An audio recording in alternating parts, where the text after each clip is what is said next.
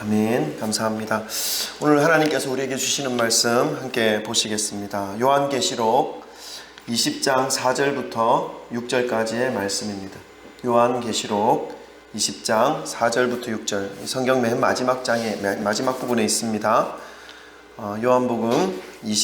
요한계시록 20장 4절부터 6절까지 우리 한 절씩 한 절씩 교독하고 마지막 절 합독하겠습니다. 제가 먼저 4절 읽습니다. 또 내가 보좌들을 보니 거기에 앉은 자들이 있어 심판하는 권세를 받았더라. 또 내가 보니 예수를 정언함과 하나님 말씀 때문에 목배임을 당한 자들의 영혼들과 또 짐승과 그의 우상에게 경배하지 아니하고 그들의 이마와 손에 그의 표를 받지 아니한 자들이 살아서 그리스도와 더불어 천년 동안 왕노릇하니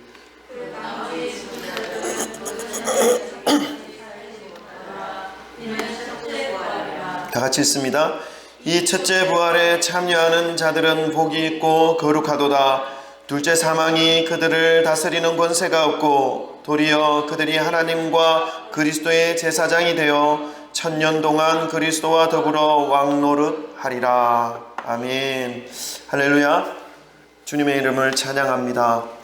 우리 코로나로 인해서 온 세계가 지금 고통 중에 있습니다. 특별히 유럽을 중심으로 많은 사람들이 지금 희생자로 나타나고 있는데 이런 때일수록 우리 믿는 자들이 전 세계에 고통받는 자들을 위해서 기도하고 또 이 땅에서 하루속히 이 바이러스가 종식될 수 있도록 회개하면서 주님 앞에 더욱더 서 있어야 할 줄 믿습니다.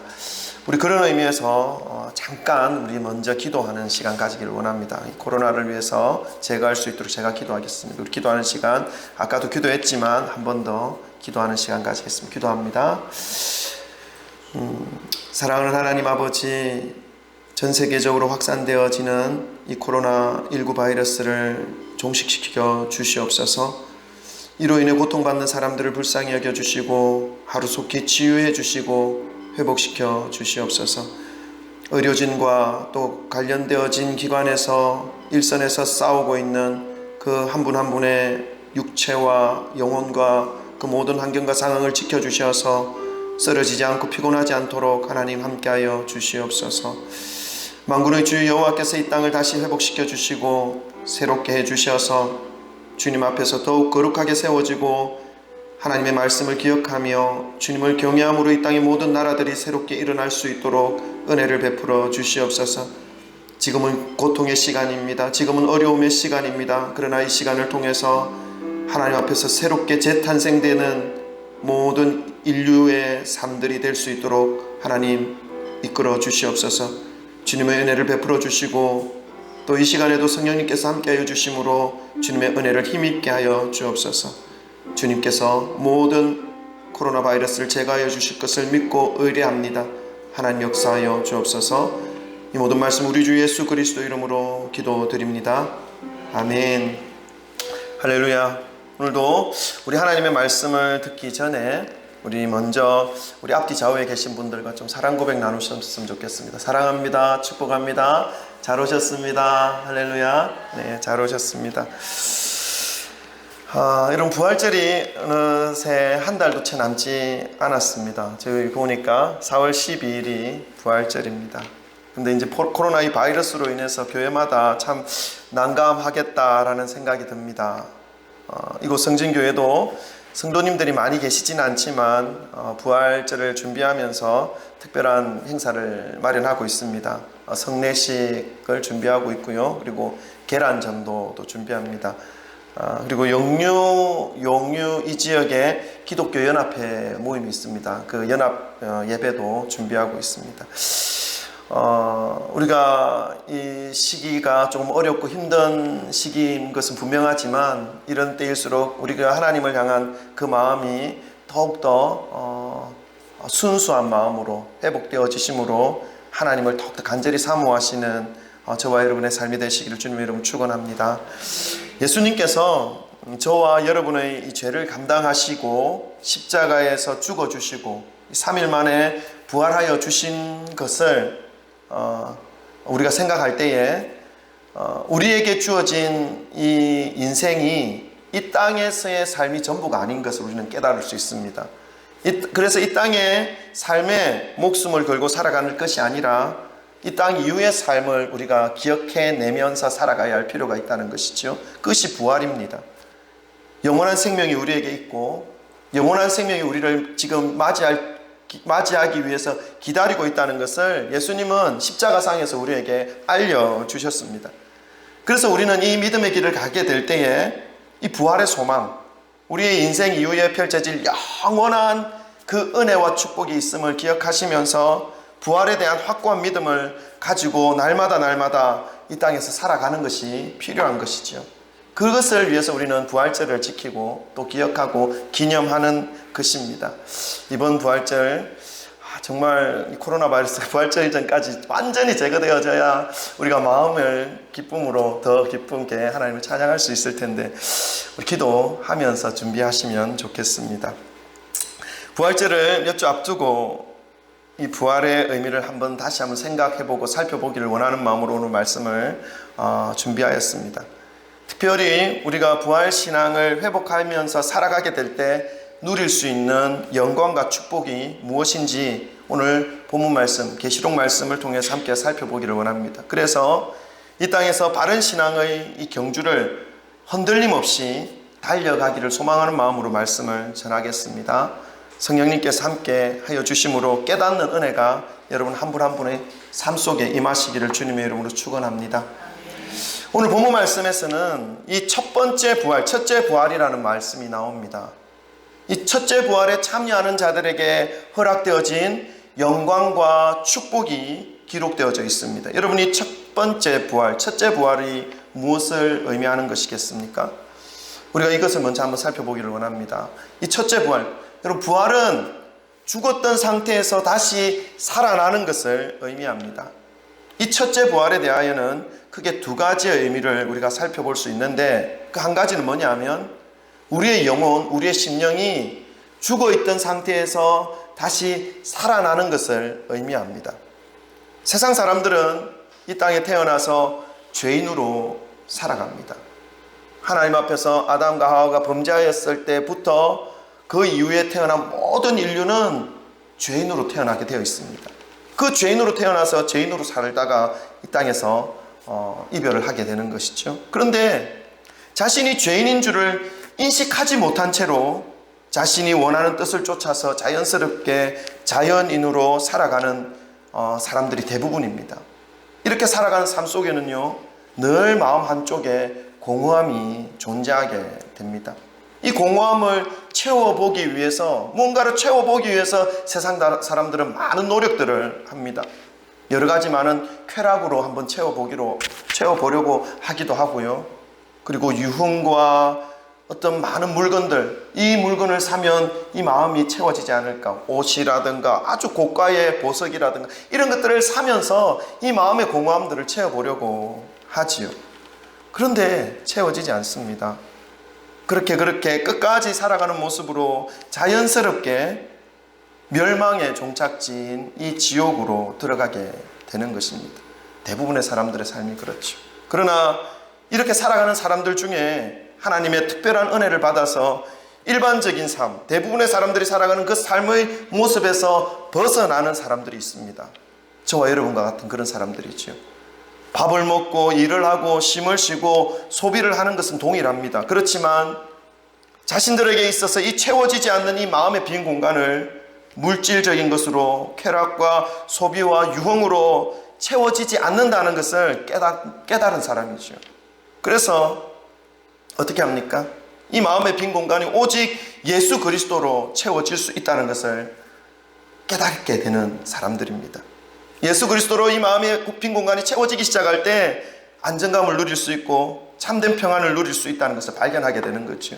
그래서 예수 그리스도의 그 은혜를 구하면서 날마다 그 은혜를 받으면서 살아가게 되는 것입니다. 이렇게 되면요, 그들의 그 마음에 있는 그 영혼들이 새롭게 날마다 살아나고 있다는 것을 경험하게 되는 것입니다. 그래서 환경과 상황이 나에게 어려움을 준다 할지라도 무엇이요? 나의 영혼의 그 풍성한 은혜로 인해서 찬양할 수 있는 힘이 이 마음속에서부터 우러나올 수 있게 되는 것이죠. 그것은 우리의 영혼이 살아 깨어났다라는 것을 보여주는 모습입니다. 자신의 영혼의 이 풍성함으로 영혼에서 울려 퍼지는 이 기쁨과 만족과 감사가 일어나는 것을 경험하면서 매일매일 삶을 살아가게 되는 것입니다. 어떻게 해서 이런 일이 벌어진 것입니까? 예수 그리스도로 인해서 채워졌다는 것입니다. 빈 공간이 사라졌다는 것입니다. 그래서 이제 삶을 기쁨으로 살아갈 수 있다는 것입니다. 그래서 이러한 상태를 우리는 죽어있던 이 메말라 있었던 영혼이 새롭게 살아난 상태가 되었다라는 것을 우리는 되었다라는 말로 표현할 수 있는 상태가 되는 것이죠.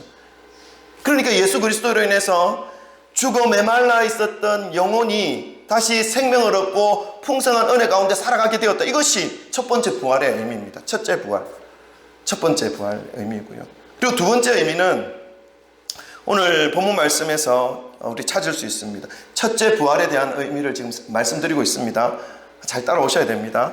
첫째 부활에 참여하는 자. 첫째 부활이 무엇인가? 우리의 영혼이 죽음에서 다시 살아난 것을 의미한다. 첫 번째 의미고요. 두 번째는요, 우리 오늘 본문 말씀 4절과 5절 말씀을 한번 읽겠습니다. 첫째 부활에 대한 의미에 대한 설명입니다. 우리 다 같이 함께 읽겠습니다. 시작. 또 내가 보좌들을 보니 거기에 앉은 자들이 있어 심판하는 권세를 받았더라. 또 내가 보니 예수를 증언함과 하나님의 말씀 때문에 목배임을 당한 자들의 영혼들과 또 짐승과 그의 우상에게 경배하지 아니하고 그들의 이마와 손에 그의 표를 받지 아니한 자들이 살아서 그리스도와 더불어 1000년 동안 왕노릇하니 그 나머지 죽은 자들은 그 1000년이 차기까지 살지 못하더라. 이는 첫째 부활이라. 아멘. 조금 말이 복잡합니다. 그죠? 말씀이 복잡합니다.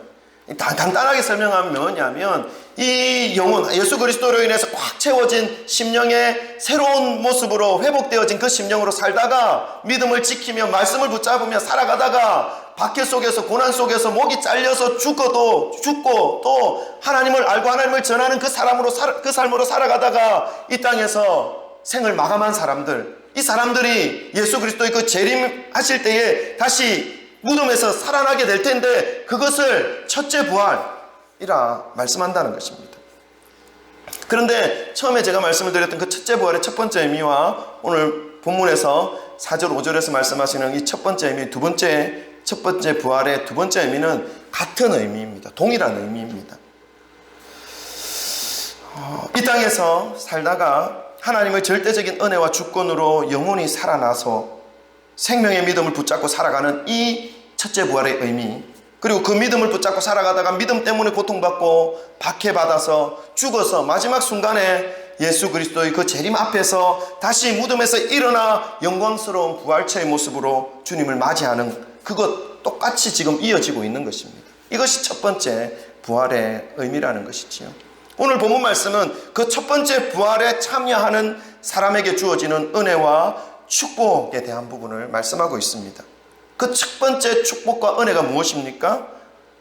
성경의 6절을 말씀 한번 읽어볼까요? 6절 말씀입니다. 우리 6절을 읽으면서 첫 번째 은혜와 축복을 우리 발견하셔야 됩니다. 우리 다 같이 함께 읽겠습니다. 시작. 이 첫째 부활에 참여하는 자들은 복이 있고 거룩하도다. 둘째 사망이 그들을 다스리는 권세가 없고. 여기까지. 첫 번째, 이 첫째 부활에 참여하는 자의 누리는 은혜와 축복. 첫 번째는 뭐냐면 둘째 사망이 다스리는 권세가 없다는 것입니다. 둘째 사망의 권세가 임하지 않는다는 것입니다. 여러분, 이 둘째 사망은 무엇이겠습니까? 기독교 신앙에 있어서 첫째 사망, 둘째 사망이라는 말씀을 종종 들을 수 있습니다. 이 첫 번째 사망은요, 우리가 흔히 말하는 사망입니다.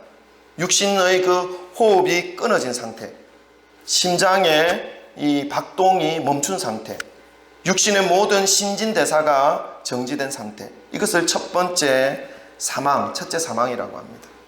모든 사람은요, 이 첫째 사망을 피해갈 수 없습니다. 많은 사람들이 이 첫 번째 사망을 피해갈 수 있다라고 주장하는 사람들이 있습니다. 우리나라만 해도 영원히 죽지 않는다라고 말하면서 많은 사람들을 미혹하게 했던 사람들이 있습니다. 하나님의 교회 안상홍 씨죠. 근데 안상홍 씨는 죽었어요. 벌써 몇십 년 전에. 그리고 그의 아내 장길자라고 하는 사람이 그 단체의 우두머리가 되어서 자신의 이 뭐라고 합니까? 영적인 권위를 세우기 위해서 만들어낸 단어가 있죠. 그게 뭡니까? 하나님 어머니. 하나님 아버지만 있는 것이 아니라 하나님 어머니가 있다. 그래서 자기가 하나님 어머니다 라고 하면서 사람들을 미혹하고 있습니다. 우리가 듣기에는 좀 우습죠. 근데 그 단체 안에 들어가 있는 사람들은 이게 믿어지나 봐요. 참 안타깝습니다. 근데 안상홍 씨는 죽었어요. 그리고 최근에 사회적으로 문제가 되고 있는 신천지의 이만희 씨, 본인은 영생할 거라고 말을 하면서 돌아다닙니다. 여러분 화면에 비춰졌지 않습니까? 영생할 것 같습니까? 그걸 어떻게 믿는지 모르겠어요.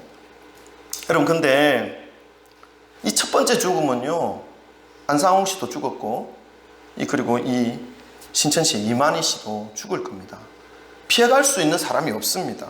하나님께서 그렇게 만드셨어요. 모든 사람은 이 첫 번째 죽음 앞에 죽을 수밖에 없는 육신을 가지고 이 땅에 태어난 것입니다. 그러나 이 둘째 사망에 대해서는 피해가는 사람이 있습니다. 그 사람이 오늘 본문 말씀에서 알려주고 있는 첫 번째 부활에 참여한 사람이다 라고 말씀합니다. 첫 번째 부활에 참여하는 사람, 다시 한번 설명하면요, 이 믿음을 지키다가 박해받고 고통 속에서 이 땅에서 첫 번째 죽음을 맞이한 사람들입니다. 그 사람들이 예수 그리스도께서 이 땅에 재림하실 때 다시 무덤 문을 깨뜨리고 그 예수 그리스도의 영광스러운 예수 그리스도 앞에 부활체를 입고 나아가 맞이하는 사람들이 첫 번째 부활에 참여한 사람들인 것이죠. 그러니까 이 믿음이 얼마나 중요한지 우리는 다시 한번 생각해야 됩니다. 그들에게 두 번째 사망이 피해간다, 다스리는 권세가 없다라고 첫 번째로 축복과 은혜의 말씀을 하게 해주신 것이죠. 이 두 번째 사망은 그럼 무엇일까? 우리가 한번 생각해 봐야 됩니다. 모든 사람들이 피해갈 수 없는 이 첫 번째 사망을 한 이후에 예수님께서 심판주로 이 땅에 재림하실 때에 모든 사람들은 이 무덤을 깨뜨리고 부활체로 다시 살아납니다. 성경은 말씀하고 있죠. 고린도전서 15장의 부활장의 말씀으로 우리에게 설명해 주고 있습니다. 그리고 또 우리가 육신이 죽어서 땅에 묻히지만 예수 그리스도의 재림 때에 우리의 몸이 다시 살아날 것을 매번 예배 때마다 우리의 신앙 고백으로 고백하고 있습니다. 사도신경에 고백하고 있죠. 어떻게 고백합니까? 성령을 믿사오며 거룩한 교회와 성도가 서로 교통하는 것과 죄를 용서하는 것과 몸이 다시 사는 것과 영원히 사는 것을 믿사옵나이다. 아멘. 몸이 다시 사는 것을 우리는 믿는 것입니다. 우리는 이 땅에서 우리의 육신이 흙으로 돌아가서 땅에 묻히는 것은 당연한 것이지만 예수님께서 이 땅을 심판하시는 심판주로 오실 때에 몸이 다시 살 것을 우리는 매일마다 예배 때마다 믿음으로 고백하고 있는 것입니다. 그 부활을, 그것이 첫 번째 부활이라는 것입니다. 그 첫 번째 부활에 참여하는 자들이 맞이하는 그 축복은 두 번째 죽음이 그들을 어떻게 할 수 없다라는 것을 분명하게 말씀하고 있는 것이죠. 근데 이 두 번째 죽음이 무엇입니까? 믿고 죽은 자나 믿지 않고 죽은 자나 예수님의 그 재림 때에 무덤에서 다시 부활합니다. 그리고 그 부활체의 모습으로 모든 사람들은 하나님의 심판의 자리 앞에 서게 됩니다.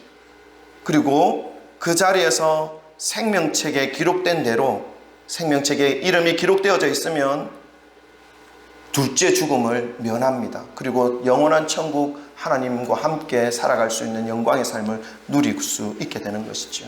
그러나 그 생명책에 이름이 기록되어지지 않는 사람은 이제 두 번째 심판을 완전한 불못으로 빠져들어가게 되는 것입니다. 영원한 불못에 던져지게 되는 것이죠. 이것이 둘째 사망입니다. 그래서 하나님을 믿고 예수 그리스도를 믿는 우리들에게는 이 둘째 사망이 없습니다. 면제되었습니다. 그래서 천국으로 들어갈 수 있는 것이죠. 그것이 오늘 이 부활신앙을 가지고 살아가는 자에게 주어지는 은혜와 축복, 첫 번째 축복이라는 것입니다. 여러분 믿음을 꿋꿋이 지켜나가시기를 주님의 이름으로 축원합니다. 아멘. 첫 번째 부활에 참여한 자, 이 무서운 둘째 사망, 영원한 형벌입니다. 지옥에 들어가서 그 영원한 뜨거운 불못에 들어가서 나오고 싶지만 나올 수 없는, 한번 들어가면 결코 나올 수 없는 영원한 고통 속에 들어가는 이 둘째 죽음을 면할 수 있는 권세, 면할 수 있는 은혜가 임한다라고 말씀하고 있는 것이죠. 믿음 때문에 잠깐 이 땅에서 고통을 받고 무시를 받고 어려움을 겪을 수는 있습니다. 그러나 그 첫 번째 부활, 믿음으로 살아간 그 사람들에게는 결코 죽음의 영향력이 그들을 멸망으로 치달을 수 있게 할 수 없음을 분명하게 말씀은 우리에게 알려주고 있습니다. 그래서 이 믿음이 너무 중요한 것이죠. 이 믿음을 가지고 그리스도의 그 첫 번째 부활에 참여할 수 있는 삶이 너무너무 중요한 것입니다. 그렇다면요, 여러분, 믿음은 무엇입니까? 이 믿음은요, 자기 자신이 스스로 만들어내는 것은 믿음이 아닙니다. 잘 생각하셔야 됩니다. 자신이 스스로 만들어내는 그 믿음은 바른 믿음이 아닐 가능성이 많습니다. 믿음의 길은요, 처음부터 끝까지 하나님의 말씀에 의해서 그 근거를 찾아야 되는 것입니다. 내가 옳다고 생각하는 그 믿음이 때때로 성경 말씀에서는 책망의 모습으로 말씀하시는 그러한 모습이 될 때도 있습니다. 그래서 매일매일 우리는 하나님의 말씀으로 교훈과 책망과 바르게 함과 의로 교육을 받으면서 이 믿음의 길을 가셔야 할 필요가 분명히 있다는 것입니다. 오늘도 이 둘째 사망이 어떻게 알 수 없는 진실된 믿음의 소유자로 회복되시기를 주님의 이름으로 축원합니다.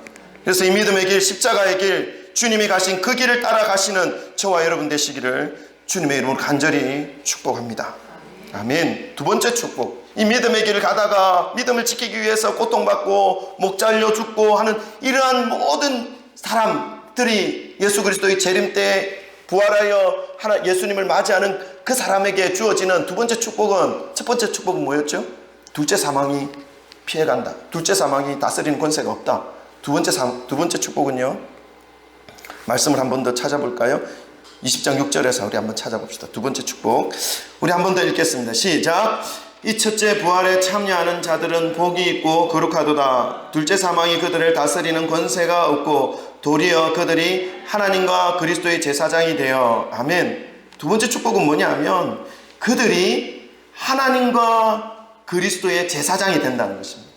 여러분, 우리가 하나님과 그리스도의 제사장이 됨을 믿으시길 바랍니다.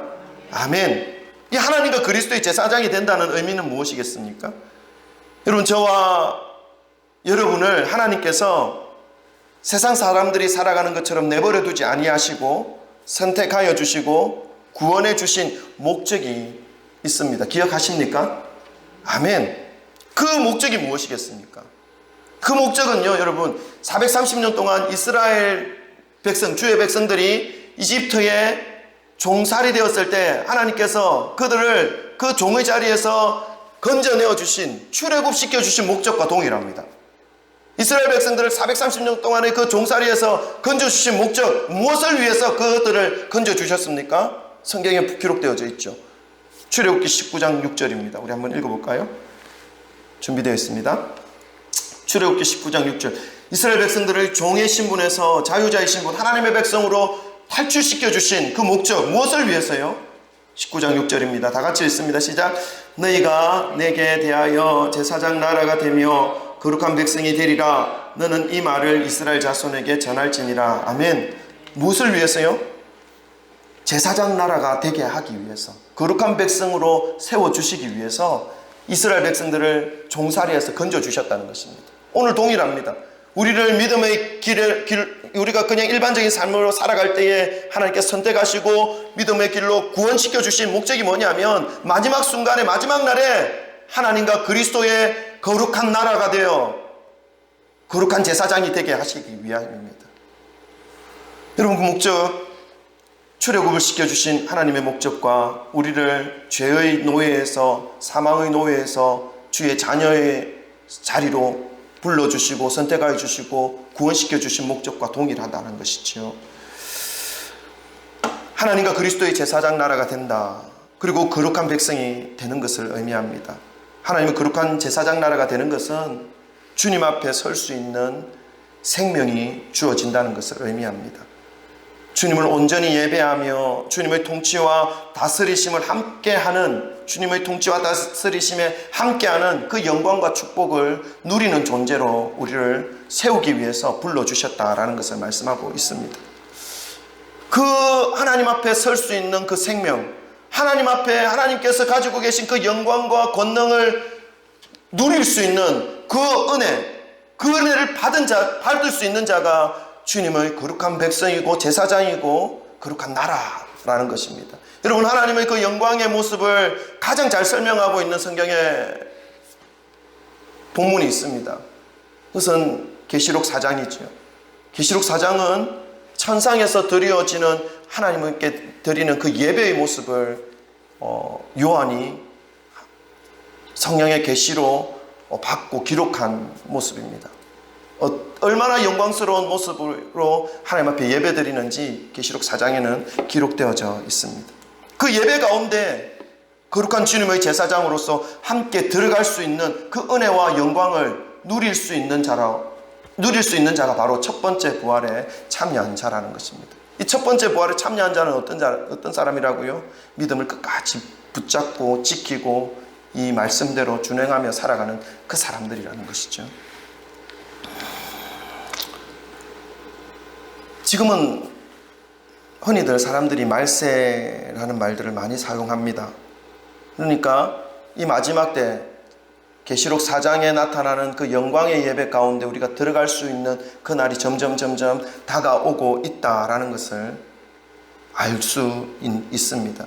언제인지는 정확하게 알지는 못하지만 예수님의 재림이 이 땅에 점점 다가오고 있고 하나님의 그 제사장 나라로서 그 완전하고도 영광스러운 그 예배 가운데 우리가 참여하게 될 그 날이 점점 다가오고 있다라는 것을 알 수 있습니다. 그래서 우리는요, 하나님의 그 임재 앞에 들어가고 그 영광스러운 예배 가운데 설 수 있는 그 꿈을, 그 소망을, 그리고 그 축복을 붙잡으며 그것이 우리에게 주어졌다는 이 사실을 믿고 이 땅에서의 예배를 영광스럽게 매주 붙잡고 살아가야 할 이유가 분명히 있는 것입니다. 오늘도 그 영광 가운데 이어지는 이 예배를 끝까지 붙잡으시고 승리하시는 예배의 승리자 되시기를 주님의 이름으로 축복합니다. 아멘.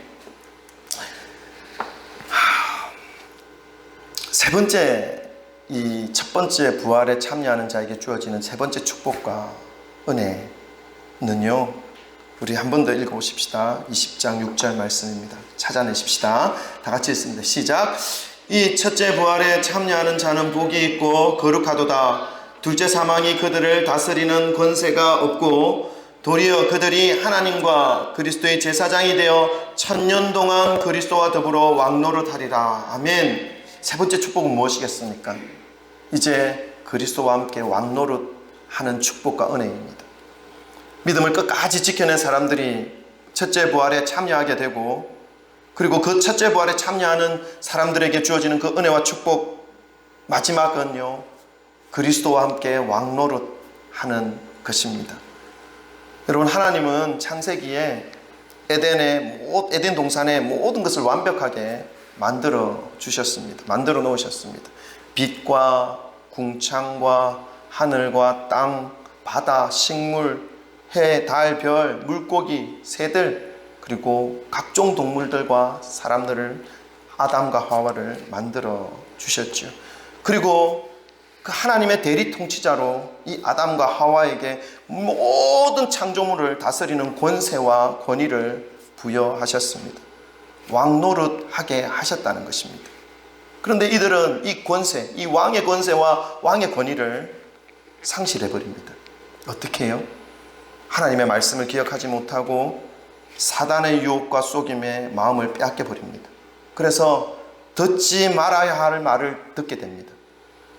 하나님처럼 되고자 하는 욕망으로 가슴이 채워집니다. 그리고 하나님의 말씀과 반대되는 죄악을 범하고 맙니다. 그 결과가 어떻게 됩니까? 하나님처럼 지혜로워졌습니까? 아니요. 두려움이 가득 채워진 존재가 되어버렸습니다. 부끄러움이 가득 채워진 존재가 되어버렸습니다. 수치스러운 존재가 되어버렸습니다. 그 결과 하나님과의 관계가 완전히 깨어져 버렸습니다. 부여받은 모든 권세와 권위를 잃어버린 존재가 되어버린 것이죠. 고달픈 인생이 됐습니다. 가만히 내버려두면 너무나 자연스럽게 사단의 노예로 살다가 이 땅에서 의미 없이 살아가는 삶을 살 수밖에 없는 나약한 존재가 되어버린 것이죠. 그러나 예수 그리스도를 통해서 하나님은 그 잃어버린 권위와 권세를 되찾을 수 있는 길을 열어주셨습니다. 그 길이 바로 이 믿음의 길입니다. 십자가의 길입니다. 예수 그리스도를 나의 하나밖에 없는 유일하신 구원자로 믿고 이 믿음의 길을 바르게 하나님의 말씀을 구하면서 들으면서 순종하면서 결론적으로 맞이하게 되는 첫째 부활에 참여하게 되는 그 삶이 바로 하나님이 첫 번째 만들어 놓으신 그 목적, 땅을 다스리고 땅에 충만하고 하나님의 영광을 나타낼 수 있는 대리통치자로서의 권위와 그 권세를 회복하는 길이 바로 이 십자가의 길, 믿음의 길이라는 것을 분명하게 말씀해 주고 있습니다. 여러분, 이 믿음의 길은요, 이 권세를 회복하는 길은요, 필연적으로 핍박이 존재합니다. 조롱이 존재한다는 말입니다. 왜냐하면 십자가의 길이 바로 그런 길이기 때문에 그렇습니다. 오늘 본문 말씀도 첫째 부활에 참여하는 자들의 모습을 설명하고 있습니다. 한 번 더 읽어볼까요? 4절과 5절입니다. 첫째 부활에 참여한 자들의 모습입니다. 우리 다 같이 한번 읽어보겠습니다. 있습니다. 시작. 또 내가 보좌들을 보니 거기에 앉은 자들이 있어 심판하는 권세를 받았더라. 또 내가 보니 예수를 정언함과 하나님 말씀 때문에 목배임을 당한 자들의 영혼들과 짐승과 그의 우상에게 경배하지 아니하고 그들의 이마와 손에 그의 표를 받지 아니한 자들이 살아서 그리스도와 더불어 1000년 동안 왕노릇하니 가로는 뛰어넘고요. 이는 첫째 부활이라. 아멘. 이 첫째 부활에 참여하는 자들의 모습이 잠깐 소개되어져 있습니다. 무엇입니까? 믿음 지키다가 목배임을 당하고 사단의 표인 그것을 받지 아니하고 끝까지 말씀을 붙잡고 살아가는 모습을 묘사하고 있죠. 그런데 이상한 것은 여러분, 오늘날 이 우리 그리스도인들이 사실 이 고통의 길, 고난의 길은 가려고 하지 않으려는 경향이 아주 많습니다. 그러면서도 이 믿음의 길을 가고 있다라고 말을 합니다. 어떻게 받아들여야 되는 것입니까? 교회에서조차도 이 길을 가기보다는요, 자신들의 힘과 세력으로 세상 위에 서려고 하는 모습을 더 많이 보여줍니다. 어떻게 우리가 받아들여야 되는 것입니까? 여러분, 창세기 2장 8절은 분명히 하나님께서 그렇게 말씀하셨습니다. 생육하고 번성하고 땅에 충만하고 땅을 다스리라, 땅을 정복하라 말씀합니다. 그래서 우리는 땅을 십자가를 내걸고 다스리고 나갑니다. 여러분, 그런데 우리가 기억해야 할 게 있습니다. 무엇이냐면 창세기 2장 8절 하나님께서 그렇게 아담과 하와에게 명령하실 때는요, 죄가 그들 마음속에 들어있지 않았을 때입니다. 죄는요, 창세기 3장에 들어오잖아요. 죄가 아직 사람의 마음속에 들어와 있지 않을 때에 하나님의 형상, 성부 하나님, 성자 하나님, 성령 하나님의 그 온전하신 형상이 아담과 하와의 그 성품과 그 모습 속에 고스란히 담겨 있을 그때에 하나님께서 생육하고 번성하고 땅에 충만하고 땅을 다스리고 정복하라 말씀하셨습니다. 여러분, 그것은요, 죄악된 본성으로 다스리란 말이 아닙니다. 하나님의 형상, 하나님의 모습으로 땅을 다시 새롭게 하고 일으켜 세우라는 것입니다. 근데 3장에는요, 죄가 들어왔어요. 그 이후부터 사람들은 어때요? 생각하는 것이 악해요. 속에 있는 것들이 이미 부패되었어요. 그러한 모습으로 세상을 정복하면요, 어떤 일이 벌어집니까? 오늘날과 같은 코로나 바이러스가 예상하지도 못한 문제들이 곳곳에서 일어나는 거죠. 우리가 해야 될 것은 뭐냐면 하나님의 모습으로 먼저 회복되어지는 것이 중요합니다. 그 다음에 정복하고 다스리면요, 문제가 일어나지 않아요. 근데 일을 하려고 하지 않죠. 하나님의 말씀을 붙잡고 우리가 이 믿음의 길을 가야 하는 것이 너무너무 중요합니다. 이제 내 생각대로 신앙생활하는 것을 내려놓을 필요가 너무나 있습니다. 예수님은요, 마태복음 10장 16절에 이렇게 말합니다. 내가 제자들을 세상 가운데 파송하시면서 내가 너희들을 이리 가운데 보내는 양처럼 여겨진다라고 고백합니다. 말합니다. 여러분, 세상은 이리떼가 득실득실거리는 곳이에요. 그런데 예수님의 제자들, 우리 같은 사람은 어떤 존재죠? 이리떼라고요? 아니, 우린 양이에요, 양. 그래서 어떻게 살아가야 됩니까? 이리가 물면요, 물림을 당해야 돼요. 이리가 찢으면요, 찢김을 당해야 돼요. 누가 상으로 찌르면 찔림을 당해야 되는 존재가 바로 우리들이에요. 예수님은 그러나 그 모습으로 이 땅을 정복하셨어요. 어떻게 해요? 예수님도 십자가에서 사람들이 보기에는 힘없이 죽어가는 한 젊은 청년의 모습을 보이셨어요. 너무나 힘이 없는 모습으로 이 땅에 빛이 마지막 순간을 맞이하셨어요. 근데 어떻게 하셨습니까? 예수님이 끝났습니까? 아니요. 3일 만에 부활하셨어요. 그 모습으로 이 땅을 정복하셨어요. 여러분, 우리는 양의 모습으로 이 땅에 정복해야 돼요. 이 땅을. 같이 일회가 되어서 싸우고 무릎 꿇고 하면 안 돼요. 여러분, 우리에게 하나님이 주신 길은요, 믿음의 길이지 그런 전투의 길이 아닙니다. 이 세상의 많은 모습들을 바라볼 때에 우리는 무엇부터 먼저 해야 되냐면, 하나님의 뜻이 무엇인가, 우리에게 이러한 일들을 보게 하신 하나님의 목적이 무엇인가, 그것에 초점을 맞춰서 어디로 들어가야 되냐면 말씀으로 들어가야 돼요. 내 생각 내려놓고, 내 마음에 내려놓고. 여러분, 이 십자가의 길은 기본적으로 죽는 길입니다. 누군가가 찌르면 찔려야 하는 길이고요, 누가 물어뜯으면 물려야 하는 길이에요. 그런데 그 길이 믿음의 길이 아닌 것처럼 교회에서조차 영광만 추구하는 이상한 믿음의 길을 만들어 놓았어요. 사랑하는 성도 여러분, 말씀을 붙잡으시기를 주님의 이름으로 축원합니다. 다시 말씀으로 돌아가야 됩니다. 저는 개인적으로 이 코로나의 위협보다 세상 가운데에서 말씀으로 돌아가고 있지 않은 이 그리스도인들이 더 위험하다고 저는 생각합니다. 왜냐하면요, 이것은 진리의 문제와 연결되어 있기 때문에 그렇습니다. 교회를 다닌다고 하는 사람들이, 하나님을 믿고 예수님을 믿고 살아간다고 하는 사람들이 예수님의 가르침을 따르고 있지 않아요. 예수님의 말씀을 믿고 살아가고 있지 않는다는 말씀입니다. 그러면 자기 자신에게도 영원한 생명이 없는 것은 말할 것도 없고, 아직도 예수님을 알지 못하고 지옥으로 매일 하룻밤 자고 나면 더 지옥에 가까이 가고 있는 그 영혼들에게 생명의 빛을 비출 수가 없다라는 것이죠. 더 위험합니다.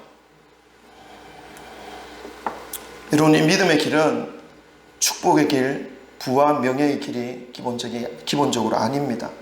그와 반대의 길입니다. 그러나 마지막 예수님께서 이 땅의 심판주로 다시 오실 때에는 말할 수 없는 권위와 권세와 영광과 권능을 허락해 주시는 길입니다.